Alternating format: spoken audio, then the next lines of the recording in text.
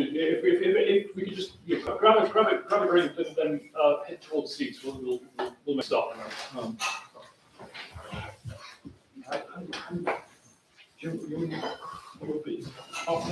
Yeah, I thought so. Yeah. Like that. Yeah. Oh, it's a good book. You've got the good book. Not this one. No, that's the pointy-headed book. Yes. Yes. That's got numbers in there. That's got tables. Everything. And you tell me. Yeah, that's right. I just heard of them. That's all right.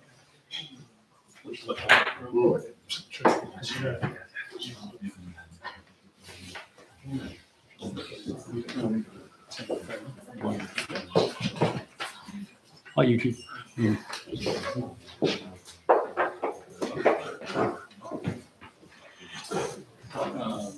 Right, 2 seconds and we'll get started.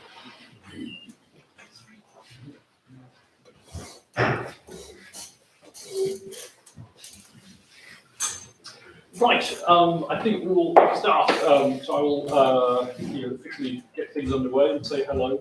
So if we haven't met before, I'm James Kirkup. I'm the director of the Social Market Foundation. Very pleased to hear you won't be hearing almost anything from me during the session. In a second, I'm going to hand over to the people you're actually here to listen to.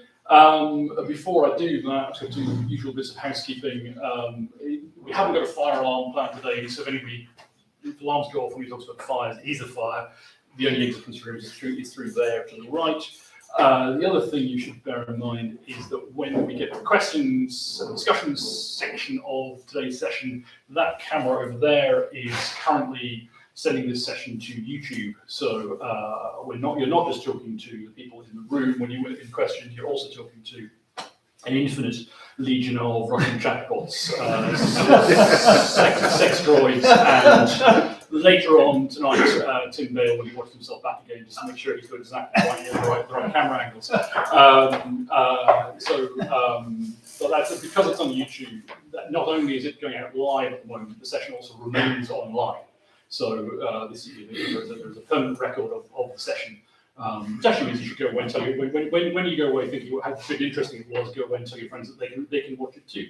So I think that's the only bit of housekeeping I've got to do. Really, I'm very pleased to have both Tim and David here for this conversation about the excellent book that Tim has written. I should declare if you're wondering. Tim is a trustee of the SMF and therefore one of my bosses, and therefore I have to say the book is good. Really is awesome.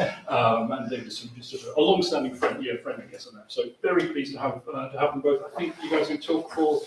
There's the in-conversation section lasts about 25 minutes. Yes, and then they'll be kind enough to take some questions and observations from all of us. So I'm going to sit down and listen. So, okay. Thank you both. Well, I should say unusually for a book launch, I'm going to play the interviewer at the beginning because although obviously David is still very much with us, his part in this story does end rather suddenly halfway through.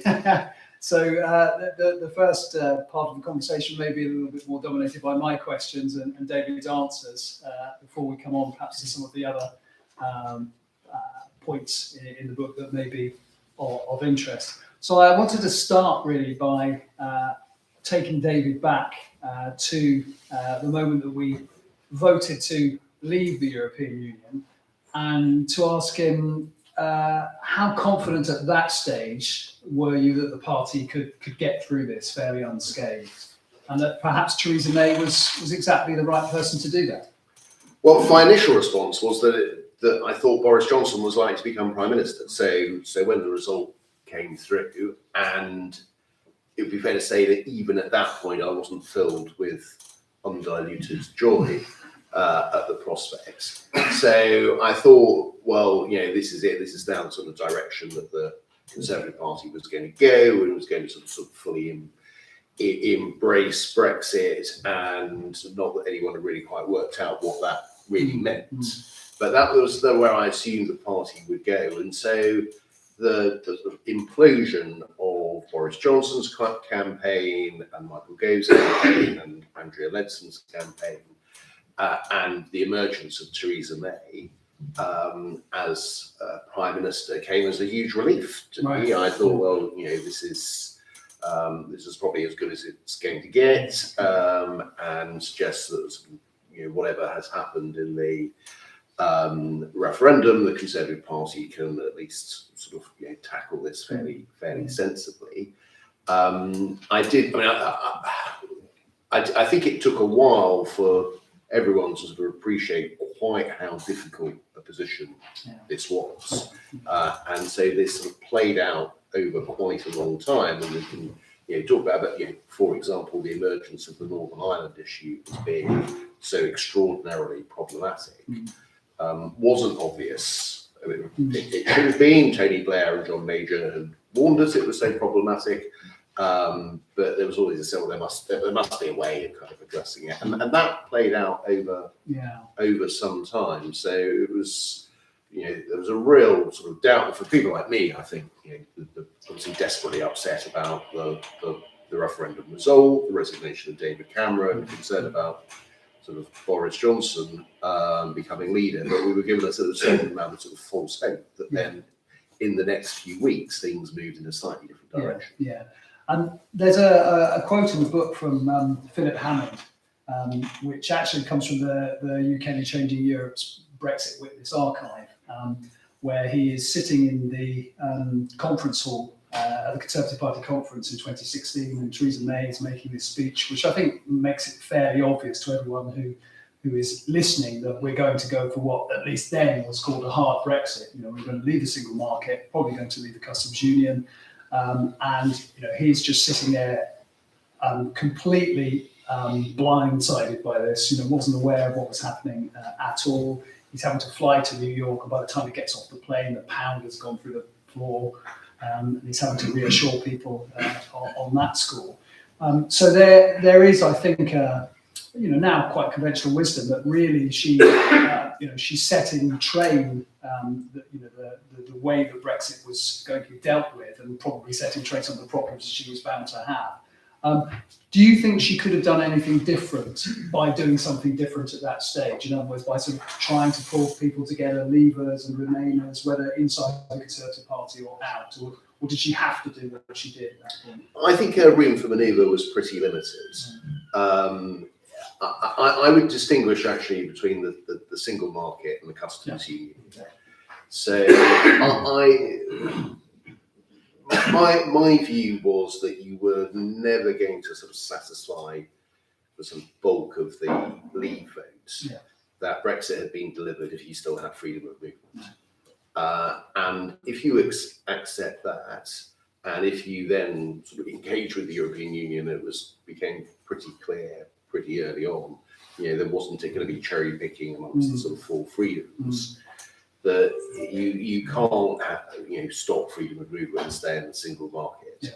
I fear that was right. Where I think it wasn't maybe necessarily completely clear at the time. I was in the Treasury with Philip at that time, and we did feel sort of all the early iterations were kind of going, this is harder than we want, and can we just keep options open and so on. I think customs union, I'd be more critical there. And I can remember going to see Theresa before deciding necessarily who I was going to support, and saying, well, we're going to need a Department for International Trade because we'll have to have an independent trade policy. And that was kind of in there sort of from the beginning, and that didn't need to be. Right.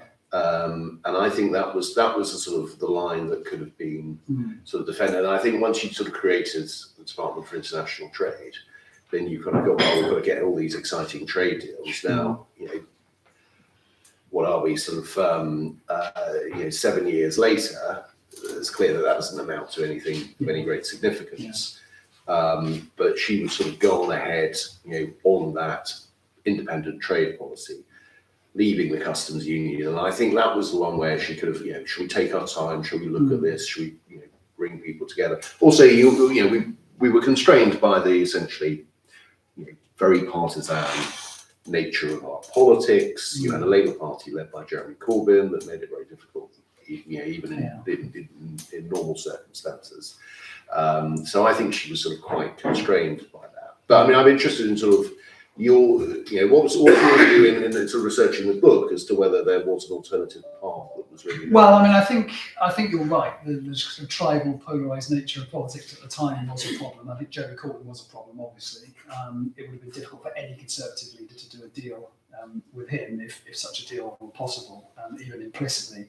I mean, I think Theresa May was also probably, and your view on this would be interesting as well, constrained by the fact that she had been a Remainer, albeit a fairly reluctant Remainer. So part of what she was trying to do was, I think, to kind of prove her bona fides to the Leavers, and that I think left her with less room for manoeuvre than she might otherwise have had, and probably Boris Johnson may have had more room for manoeuvre, as a result of the fact that he led the Leave campaign. I think I'd also say, and others said that to me, that actually she is at base quite a tribal politician herself. So Theresa May, was never going to be the kind of party leader who would, quote unquote, reach across the aisle, because that just wasn't what she did. I mean, she didn't have, fantastically intimate relationships with a lot of people in her party. In some ways, she wasn't a particularly clubbable person. So the idea that she could have got together with some Labour politicians or more sensible people in Labour to try and work something out, I think is a little bit far-fetched. Yes, I would agree. Yeah, I think it was difficult for her having been on the Remain side, and so she was always having to look over her shoulder. And I was certainly struck when we had our the 2016 party conference. The real enthusiasm for Brexit and hurrah, this is a sort of great sort of victory. It shouldn't have come as a surprise, really, stepping back. But you were kind of going from an environment as a minister, sort of looking at, there's this problem and this problem, and how are we going to address this? And oh God, it's a bit of a mess. To sort of meeting the party membership, who I think became more radicalised subsequently. But even at that point, it was hurrah! Brexit's a great victory. Yeah, I mean, we could talk a little bit about the radicalisation of the party membership. I mean, that's something that, as having read the book, is something that, we talk about partly because we've done all this research on party members. So we're quite well aware in some ways of how the party membership changed on the issue of Europe. So, for example, for those of you who haven't seen the book, when we asked party members after the 2015 election whether they would vote to leave the European Union or to stay in the European Union, the majority of them, I think it was the majority, but certainly a plurality of them, said that they would wait to see what David Cameron came back with. And yet, a couple of years later, you have a party membership that is telling us that no deal is better than a bad deal, and that then, actually, a few months later, telling the YouGov that they'd rather see the breakup of the Conservative Party and even, the union with Scotland, if only we could get Brexit.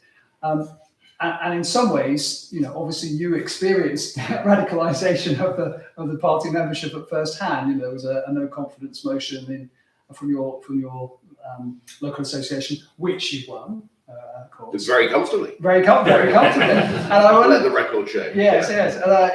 For all the good it did. Yeah, I was going to say that.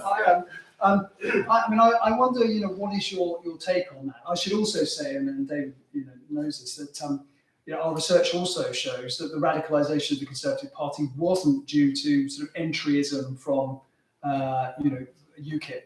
The idea that there was this sort of blue kip phenomenon doesn't really get borne out by the research. So I wondered, what your take is on that. What happened to the membership in those few years? I think that there was a few things going wrong. I was going to say a bit of both. Possibly, I take the point that this wasn't fundamentally about a sort of blue kip surge, but to take my sort of personal case, so the rule was that if you got 50 party members who wanted a vote of no confidence, they could do that, and that's what happened with me. It wasn't supposed to be binding or anything, but I do know that a very large proportion of the people who put their name down for a no confidence vote, in my case, had joined the party relatively recently. Right. And there was a sort of cluster of them that sort of joined, I think, in the previous August. So this was all going on in the spring. And by and large, the vote against me came from those people. Right. Not entirely, but I think there was about 50 voted against me. So there was an element of that. But I think that's right. It's a sort of wider point.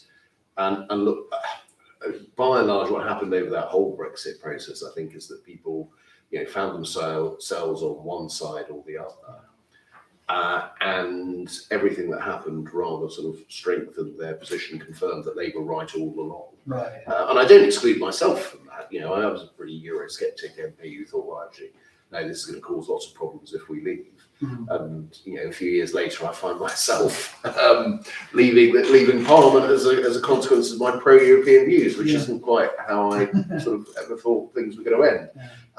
But I think that was just that sort of strengthening of opinion all the time. And one of the points which you bring out, Tim, in your book very well is the sort of the party in the media. Yeah.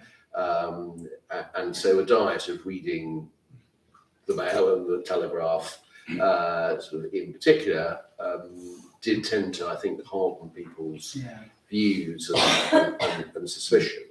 And there was also, I mean, let's at an intuitive level, and the big issue for me was always about a no-deal Brexit. Yeah. And you could see the argument, which is, well, unless you've got the leverage, you're not going to get what you want, and you have to have no deal as leverage. Now, I always thought that didn't apply in this particular case, that the EU was never going to get what we were asking for, and everything that's happened subsequently, I think, is consistent with that analysis. But you could sort of see intuitively, particularly a lot of people who were sort of businessmen and sort of, well, all my life, if I want to get a good deal, I've got to be prepared to walk away. Why don't you politicians, why don't you civil servants understand that? That argument really resonated. And so even people who weren't necessarily that hard line to begin with were just thought we were a bit soft in our negotiations. Yeah, that is interesting. I mean, we'll come back to the part in the media maybe, but to what extent do you think the membership's radicalisation, if we can call it that, has also had something to do with, if you like, the rise of the kind of celebrity Brexiteer, if you like? So people like Jacob Rees-Mogg, the kind of people who pack out fringe meetings at a Conservative Party conference. I don't know if you went to them. I went to them just to observe anthropologically, and that these people really became stars. And in some ways, I wonder whether, and this is something I suggest in the book, that they actually, in some ways, pulled the membership along with them, in the sense that a lot of members aren't particularly active. They don't necessarily go to their local association meetings. As you say, they'll read the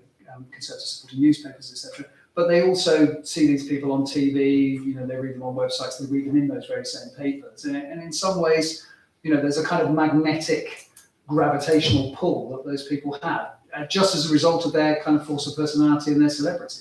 Yeah, I think that's true. I mean, obviously your book is focused on the sort of post 2016 years, but you can kind of go back earlier than that. I mean, the very first party conference I went to was in 1993. Right. And you were just 10 years old. Yeah, I was very, very, very young. It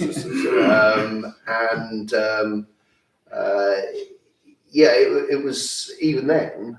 The fringe meetings. This was sort of post departure from the ERM, was sort of packed out, and my old friend, his an old friend of mine, Dan Hannon, used to get huge audiences all the way through, and he was kind of unknown in the wider population, but within the Conservative, and sort of acquired a reputation as a sort of very sort of fluent and florid speaker, and people would sort of turn out, and that was where that would be the excitement, the drama, and of course, Boris Johnson, who is obviously a central sort of figure in your book, and had he made a different decision, that February weekend, I think the result would have been very different. And I think there's a sort of interesting we could spend quite a long time talking about Boris Johnson and his motivation and what sort of drove that. But I think he was a sort of critical figure, and exactly as you say, that sort of celebrity controversialist, if you like, which enlivened meetings, and it's what people wanted to see. Yeah, yeah. I mean, let's talk a little bit about Boris Johnson then. He resigns from the cabinet, in the wake of Chequers.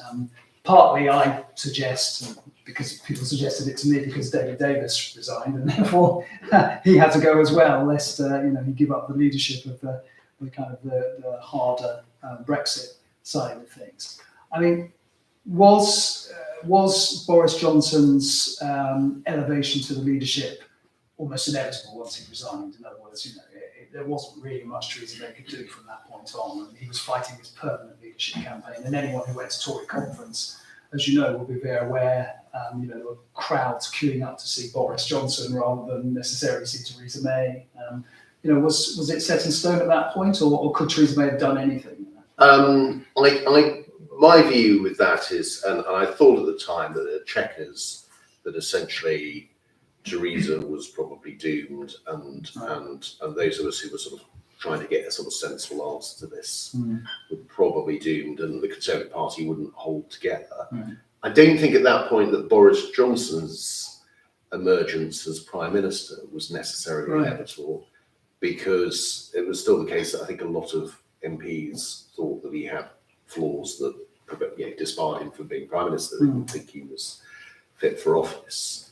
Can't think why. I mean, each to their own. But what made, I think, Boris Johnson his rise inevitable was the rise of the Brexit Party, the European parliamentary elections, and at that point it was kind of who can stop Farage. Yeah. And again, at the point I think you bring out in the book, and I'd be interested in your view as to the centrality of Nigel Farage in this, is the sort of who can stop Nigel Farage stealing our voters. At that point, Boris Johnson seemed to be the only person who could really do that. And when we talk about kind of celebrity Brexiteers, Nigel Farage on the shoulder of the Conservative Party, I don't think one should underestimate. I don't want to give him credit, but one shouldn't underestimate how important a figure he was in all of this. What's your view on that? Well, could we have seen a Labour poster with Boris Johnson in Nigel Farage's pocket? I don't know if we ever did see one of those, but that might have been a tempting one to go for, I think, if I were the Labour Party. But I mean, I do think this is part, in some ways, of a wider problem that centre-right parties in Europe have. And that is, this threat from the populist radical right, which is particularly acute, actually, I think, for the Conservative Party, in the sense that for European centre-right parties, be they Christian Democrat or Conservative parties, although clearly they are preoccupied by the thought of losing voters to those kinds of parties, there is at least some compensation for them, in the sense that because they operate in proportional representation systems, then at least the votes that they lose to those parties and that other parties lose to those parties result in seats in Parliament for those parties, which means that a coalition is possible, or support for a Conservative Christian Democrat minority government is possible.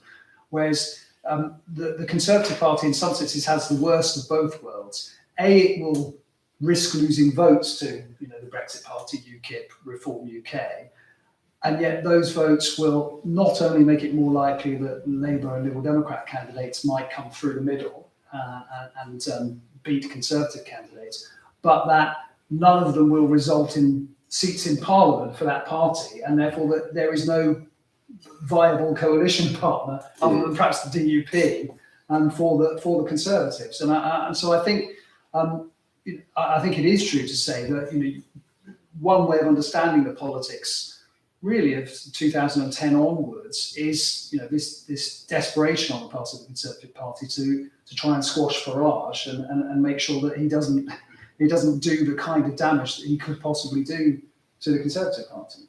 Yeah, no, I think that's right. And can I ask, because we should open this up to sort of questions, but interested in your view as to what does that mean for the future of the Conservative?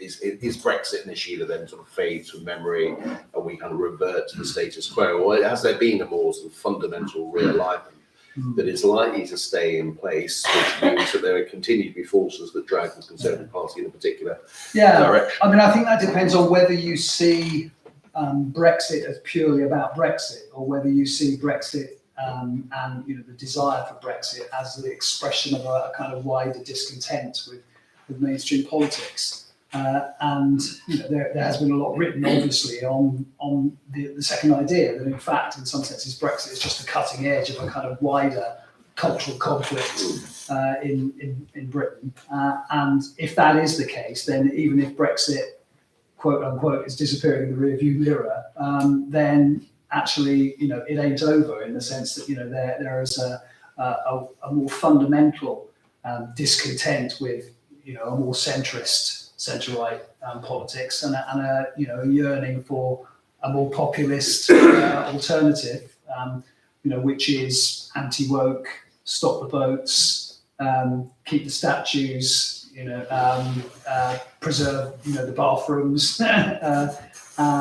If that is quite strong, and it is, there's some evidence to suggest that it is quite strong, then the Conservative Party does still have to worry about a party like Reform UK, providing Reform UK, I would say at the moment, is led by Nigel Farage rather than Richard Tice. I'm just not sure. For Richard Tice's, I'm sure qualities, I just don't think he's got the kind of blokey populist appeal that Nigel Farage has. So I mean, I would have thought, and you'll be better connected than I would, that the Conservative Party's worst nightmare in the run-up to the 2024 election is Nigel Farage taking control of Reform UK again, and talking about the fact that despite the government's best efforts, it hasn't managed to stop the boats, and that it's not doing enough on the kind of anti-woke side, coming back into the fray, and then not doing what he did in 2019, which in some ways helped save the Conservative Party,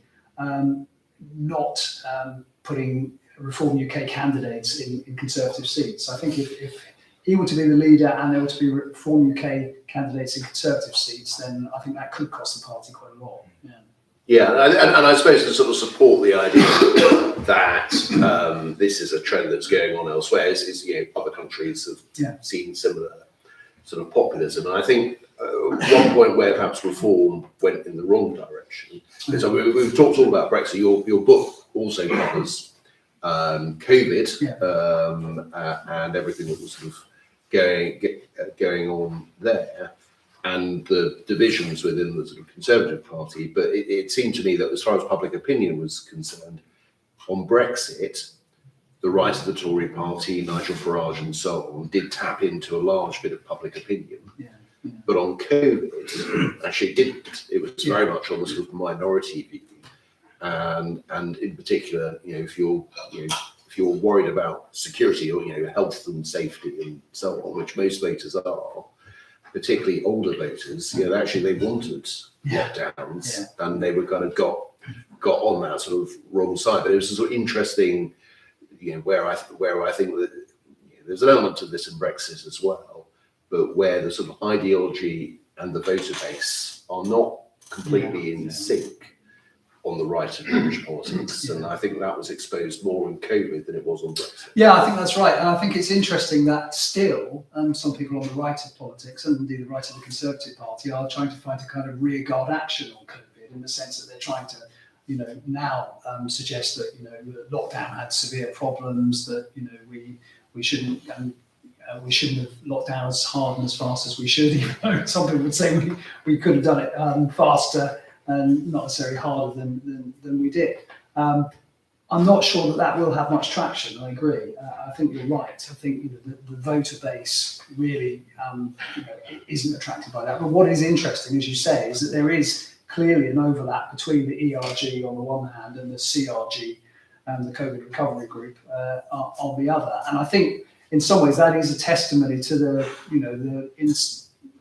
sort of libertarian ideology that unites those two groups. But yes, we should, I guess, open it out. And Francis is looking very keen at the back. Yeah. Oh, he can wait.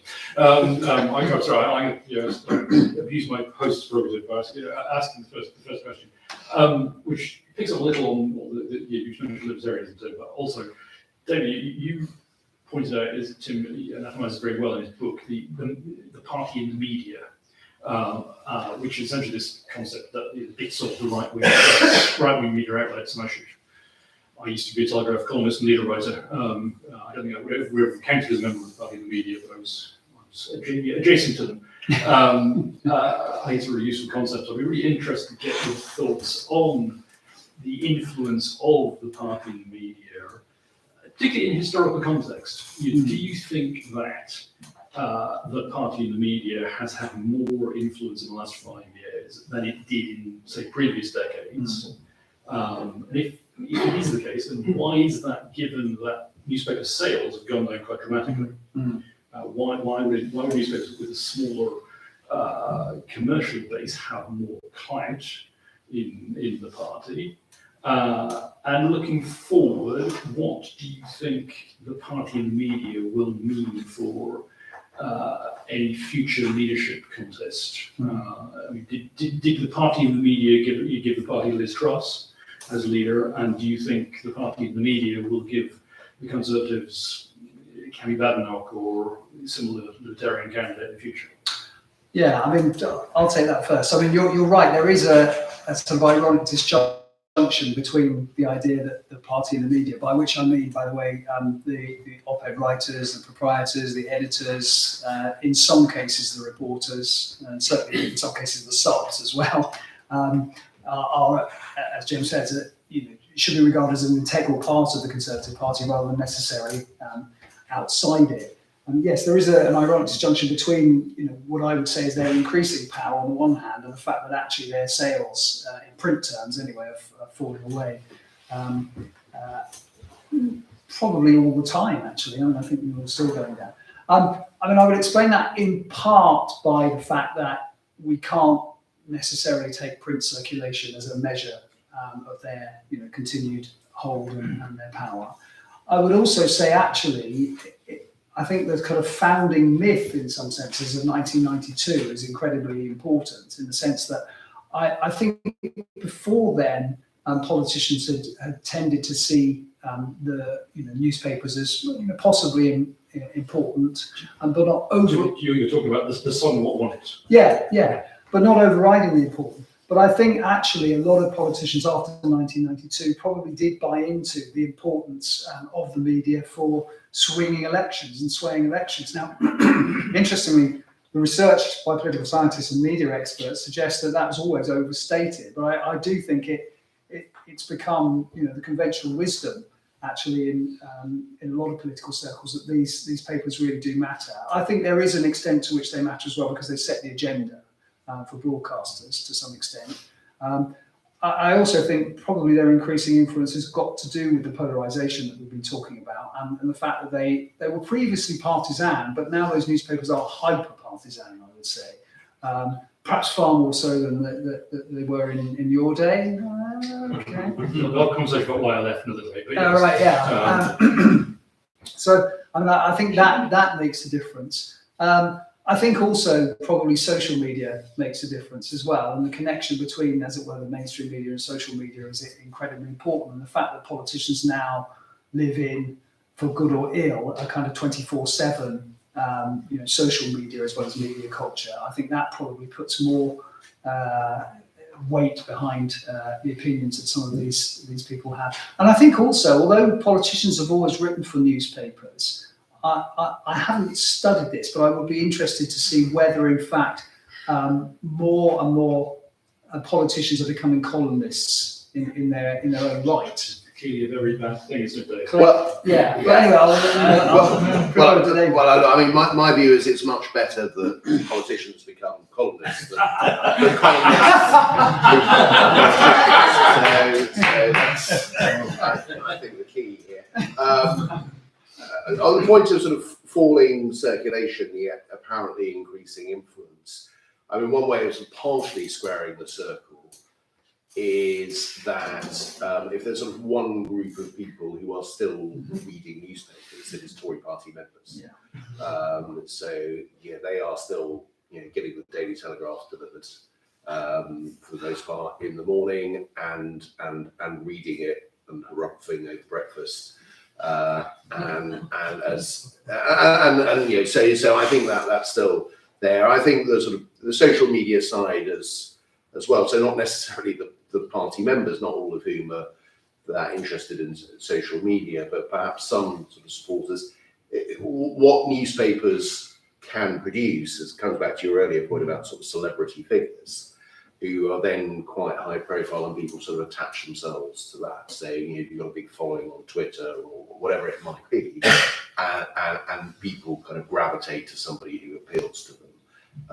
And I think that's become sort of easier to do. And then those figures are also in the mainstream media as well. So I think those are the factors there. But I mean, certainly, anyone leading the Conservative Party does have to be thinking, what will the Mail say about this? What will the Telegraph say about this? And that's quite, that's quite a strong pressure, and not always for the good. Do you think that Boris Johnson's comment to Dominic Cummings that the Telegraph was his real boss was just a rhetorical flourish, or do you think there's a kind of grain of truth in some senses there? I think there's a grain of truth, which is quite good in the circumstances. But I think there is a sort of element of kind of, this is the circle you can move in. These are the people he goes to dinner with. I think there's some truth in that. Yeah. I'll just chip in. Speaking as Boris's former editor for a while, it's not how he behaved when he actually worked for us. Yeah, right. I mean, your question about did the party and the media give us Liz Truss? I mean, I think they certainly prevented Penny Mordaunt from winning that contest. Now, they weren't the only reason that Penny Mordaunt didn't win that contest, so you can argue that Penny Mordaunt was the main reason that Penny Mordaunt didn't win that contest. But certainly the way that she was, destroyed, if you like, over the woke, supposed woke proclivities, I think is an illustration of quite how much power they still have within the Tory milieu. And I think you almost certainly will see them support a populist radical right candidate should the Conservative Party lose the next election. And I would have thought, famous last words, predictions, that would be something like Kenny Badenoch, or possibly even, if she's still around at that point, Suella Braverman. Francis is very keen to ask. This is a full from that. In the event that Talk to you are, Francis. Francis Elliott, former conservative of the Times, now Itinerants. Ex-villager. Yes, so in these, Barbara for David Cameron. So back to the question. I guess, picking up on what you were saying about the Uralda about protecting the white flag, is it possible for a future leader of the Conservative Party to resist the course of the ECHR? Could the ECHR become the next Brexit? Okay. So that question for those who didn't hear, and particularly for those on YouTube, is would it be possible for the next Conservative leader to take the country, or at least the party, out of the ECHR, and could the ECHR become the next Brexit? David, as I've repeated the question, I'll get you to answer it first. Fine. Well, my sense, I think it's more likely than not that Rishi Sunak will resist kind of campaigning on the next election, pulling out of the ECHR, but it's by no means certain. I think if you want some evidence that he's not going to go down that route, the appointment of Alex Chalk as Justice Secretary and Lord Chancellor is encouraging, but he will be under some pressure, assuming that the small boats issue is still sort of unresolved, which I assume it will be, and one could people are making the argument that the ECHR is the reason why it has been unresolved. If we to sort of follow the scenario that we were talking about a moment or so ago, the Conservative Party loses the next election, there is then a leadership race. I think it would be very hard to win the Conservative Party leadership on a pro-ECHR ticket. And I think so. I think that's where the sort of one to sort of look at. But I think if Sunak has got a bit of, because I'm pretty sure that I don't think Rishi would want to leave the ECHR, and when confronted with all the problems over Northern Ireland, etc., I think he would. I'd be disappointed in him if he didn't resist that. But I think once in opposition, very, very hard to win the leadership on a pro-ECHR ticket. Yeah, I mean, basically, I would agree with that. I haven't really got much else to say for that, unless perhaps, the Conservatives come the next election and looking for virtually anything to throw into the manifesto, partly because they're just simply wanting to, reduce, the Labour majority, if there is a Labour majority, and they don't feel anyway that they're going to have to put, whatever policy they throw into the manifesto into operation because they won't be the next government. Then I guess it's just about possible that that they might throw that one in, but it seems unlikely to me. Yeah, and if I was sort of in the unlikely event that I was in the room with the Prime Minister, Never say never. Yeah, advising on this point, I would say that your brand, your appeal is about being the sort of sensible, responsible grown up, and this wouldn't look like being sensible or responsible, and you'll end up never really pleasing the people who you want to please because you're just not the right type of person to do that, and you'll end up hacking off the type of people who are more attracted to the Conservative Party under Rishi Sunak's leadership than they were under Boris Johnson or Liz Truss. But I think your point about and James' point about what would Francis' point about what would happen in the event of a leadership election post a general election, I think is a good one. And the parallel I guess I would draw there is with although it's in some ways much more serious, the promise that David Cameron made, as you know, Francis, to take the Conservative Party out of the EPPED, which was something he promised simply in order to match. I think it was Liam Fox, wasn't it? And one could see that perhaps the more sensible candidate in that leadership race might do exactly the same thing. So in other words, for fear of being outflanked, would also promise that as well. So yeah, I think there is a severe danger. Although whether the Conservatives would actually win a general election and therefore put that promise into operation, I think it is a moot point. I mean, I think the parallel would be with the getting rid of the Human Rights Act, or bringing in a British Bill of Rights, which is something obviously the Conservative Party has been promising for quite some time, but somehow has never quite happened. Because it doesn't really work. Couldn't possibly comment. Yeah. Hi, Adam Ellison, for Schindler, the Japanese newspaper. I'm curious about, you talked a lot about Sunak's brand and the party's move to the right. Rishi Sunak tends to be presented as a sort of like almost a Cameroon sort of liberal, but he has taken a pretty hard line on some cultural stuff, both with Stop the Votes, and you mentioned bathroom gender war stuff. Theresa May was actually pretty liberal on that with stuff like her proposed reforms. Do you think Rishi Sunak deserves to be labelled as a liberal, or is he more on the right of the party? And do you think there's any chance of after him, whenever that is, the party will move back towards the centre, or is it, at least for a little bit, just moving more and more to the right?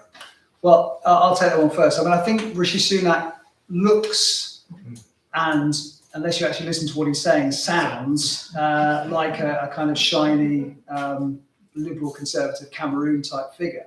But if you actually listen to what he's saying, I think he is very culturally conservative. I think, it reminds me of that quote that supposedly came from Tony Blair when somebody was talking to Tony Blair, and Blair said to them, the thing is, I actually believe this stuff. And I think, for good or ill, Rishi Sunak does actually believe some of this stuff, he comes out with. Now, clearly, there is a kind of mismatch between, if you like, his performative style on the one hand, and what he's actually saying on the other hand. I mean, and his problem is, in some ways, that performative style doesn't go down well with the voters that the message is being aimed at. When it's coming out of Rishi Sunak's mouth, somehow it's not quite as convincing as it was when it came out of Boris Johnson's mouth, or particularly Suella Braverman's mouth. But yes, I mean, I do think he actually means a lot of this stuff, and I do think, therefore, that he is, in some ways, part of this trend. I guess I'm talking about in the book, and we talked about in other work that we've done on European centre-right parties, towards these parties becoming, or in danger of becoming anyway, these sort of ersatz populist radical right. In other words, being so worried about being outflanked that they actually end up, where those parties were a few years ago. Despite the fact that there is then another mismatch between the kind of economics that Rishi Sunak would probably like to promote, which I think David Gore actually might be fairly comfortable with, on one hand, and the kind of cultural politics on the other. Yeah, I think I'm probably be a little bit more generous to Rishi Sunak, in the sense that I think by temperament, he is not a populist, and he's quite a conventional politician. I think genuinely he is, he tries to solve problems, I think, and sees the world as a matter of sort of trade-offs. And the objective is to get to a solution, not to open up a particularly new dividing line. Yeah, that's kind of his starting point. But I think it is combined with, I mean, maybe it's, I don't know him well enough to know whether is this a sort of pragmatic, this is the price you have to pay. Yeah. What I really care about is fiscal conservatism, and not promising lots of unaffordable tax cuts and things like that. And the price I have to pay in order to be leader of the Conservative Party is that I kind of have to say all this, or whether he is a true believer. My guess is, if social conservatism was really unpopular, he wouldn't be going against the grain. I mean, this goes far as that. And I think he is a more conventional politician. But remember, he assumed the leadership of the Conservative Party in the most extraordinary circumstances, when there was practically nobody left. So it was a sort of act of sort of desperation, when the Conservative Party clearly needed somebody who could reassure the markets and could function and do the job. And he ticked all those boxes. I'd argue quite emphatically, that's how he got the job. If this had been normal circumstances, not a crisis with the party membership involved. I mean, he didn't do disastrously in the first race against Liz Truss, but even so, you can't help feeling that the party membership would still rather go with somebody else.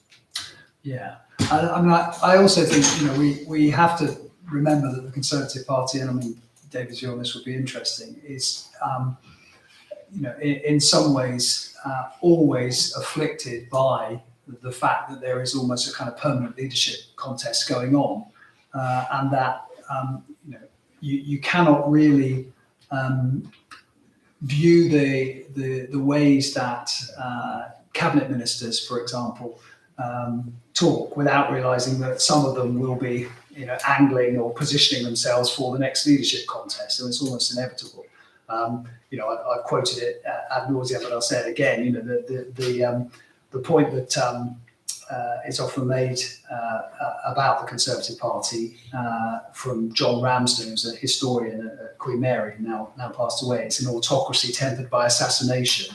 People are always thinking about the next assassination, whether they're going to do it themselves, whether they can get somebody else to do it for them, whether they can then maneuver themselves into the position. So in some sense, it's very difficult to know, and I think David's put his finger on it, whether people are talking from a sort of genuine ideological position, or whether they are simply positioning themselves.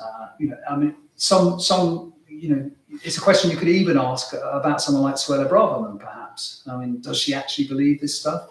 Who knows? Robert Jenrick, does he actually believe some of the stuff he's coming out with? I have no idea. I'd rather doubt it, but in order to position himself, maybe not for the leadership, but at least to be in contention for a top cabinet job, he will say and do practically anything, even if it doesn't really fit with the he feels. And just to go back to the book a little bit, I mean, one of the things that we did a couple of years ago was we asked Conservative MPs the same questions as we asked voters and we asked Conservative members. And actually, what you find when you ask about people's social liberalism or social authoritarianism, to use those jargon points, that actually Conservative MPs are fairly socially liberal. I mean, they're actually quite like David here. In private, when they're answering, a survey question, but you would never know that from some of the things that they say in Parliament and in the newspapers. Yeah, I just add one small point. This sort of the perpetual leadership election, I think, also feeds into the question earlier about the party in the press. Yeah. Because if you think there's going to be a leadership election and you think you want to get the Mail and the Telegraph on side, that has an influence. Yeah, it does. And I mean, one of the things you can see in the book is that really in the last year of Boris Johnson's reign, if we can call it that, a lot of what Rishi Sunak is doing, even on COVID, and a lot of what Liz Truss is doing on absolutely everything, is all about positioning themselves for when, and it wasn't if by that stage, I think Boris Johnson goes.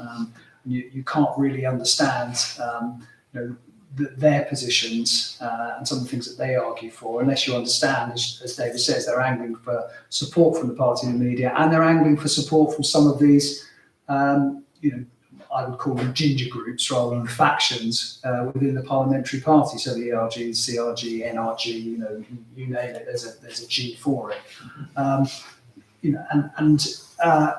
think in some ways you could argue that the Conservative Party has been slightly torn apart, or at least fragmented, or made less stable by the rise of those groups and by the prominence that those groups now have. I mean, there have always been groups, obviously, within the parliamentary party, as David will know, but I think they've taken on a rather kind of more concrete and kind of collective identity, if you like, than perhaps was true in the past. And certainly, obviously, if you look at the ERG, they even have their own whipping operation.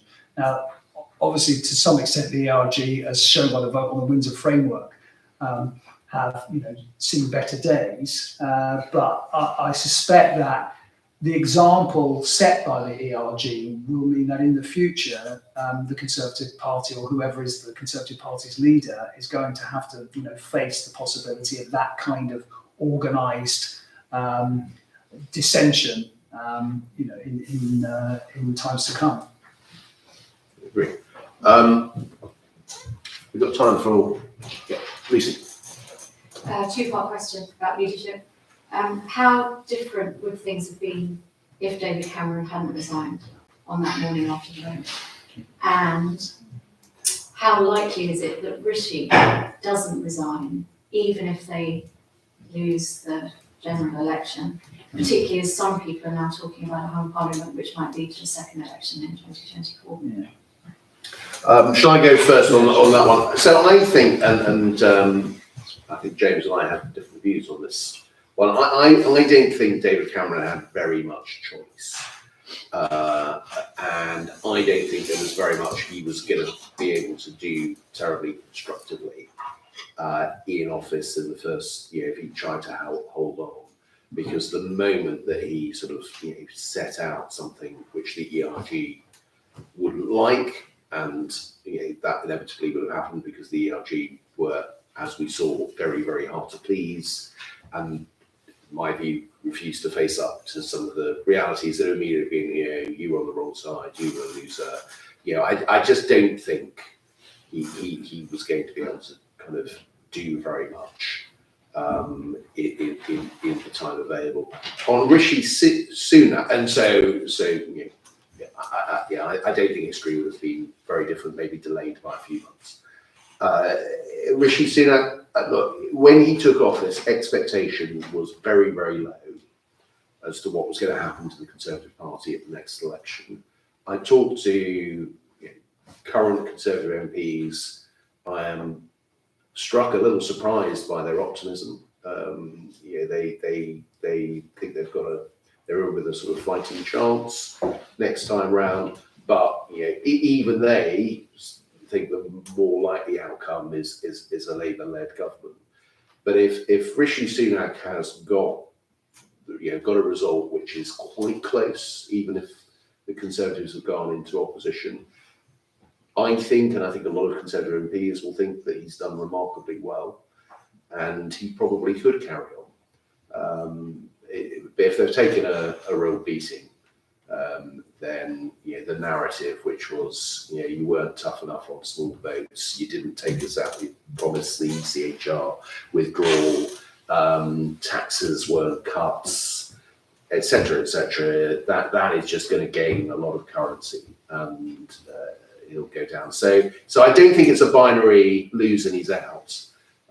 Lose narrowly, and he's probably got the political capital to stay, but except to say perhaps, it rather depends on Rishi Sunak and his feelings about it, whether he would want to stay. I think it's another matter. I mean, I'm not sure I'd buy the idea that, he'll be straight off to Santa Monica in that event, but I mean, he might not want to stay around. And we know, from recent history that, politicians who lose elections almost inevitably resign straight away, unless they're Jeremy Corbyn, obviously.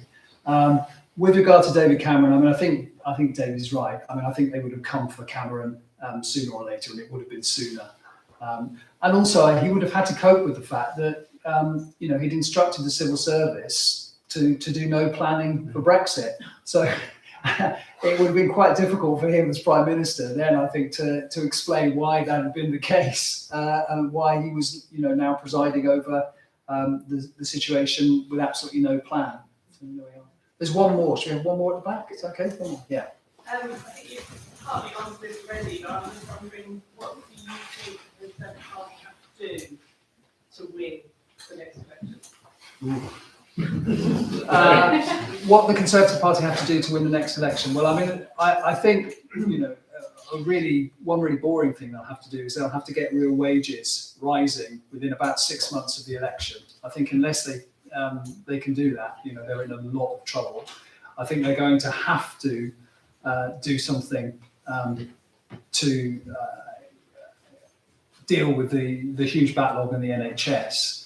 Those things are very prosaic, but I mean, they are what matters to people, and certainly they will be what Labour is pushing on in 2024.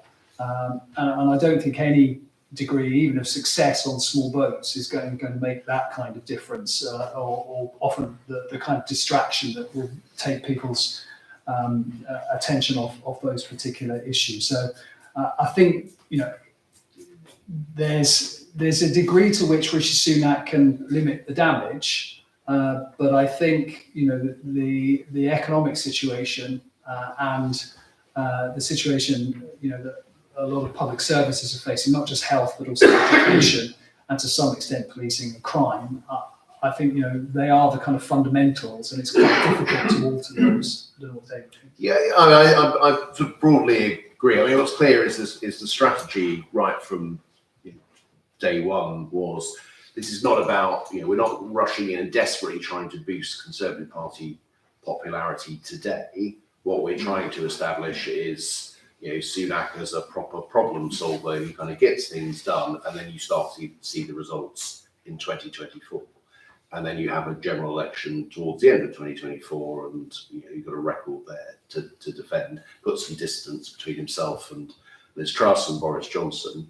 And to some extent, I think it's going better than I thought it would. But it is going to be so dependent on the state of the economy. Can they make sure that the NHS doesn't crash over next winter?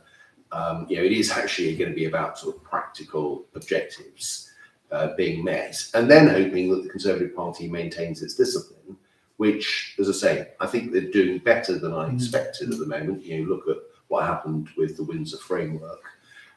If they can just kind of hold that together, then they'll hope that the absence of enthusiasm for Keir Starmer and Labour will be enough to get them there. But Conservatives have been in office for a long time. Time for a change mood is likely to be quite strong, and the chances are, the economy isn't going to be looking fantastic in 2024. Maybe it will be, but probably not. So it's got to be an uphill struggle. Thank you. At that point, I'll draw things to a close. Before I ask you to give us a hand of applause and thanks to our speakers, I don't know, there are things, requests first. First, buy Kim's book, which is there, very good. Which is very good. Yeah, Recommended. Second, to read David's columns in the New Statesman and Conservative Vote. Third, come back and yes and no. Thank you for coming. We're back in here in this room tomorrow morning for a speech from the government on social mobility. We have more events coming up through the year. Thank you for coming. Spread the word about the SMF as being a place for kind of physical events. We're trying to get back into rooms. We're very, very pleased to see you all here today. So I think that was all. At this point, we'll say thank you. Thank you very much.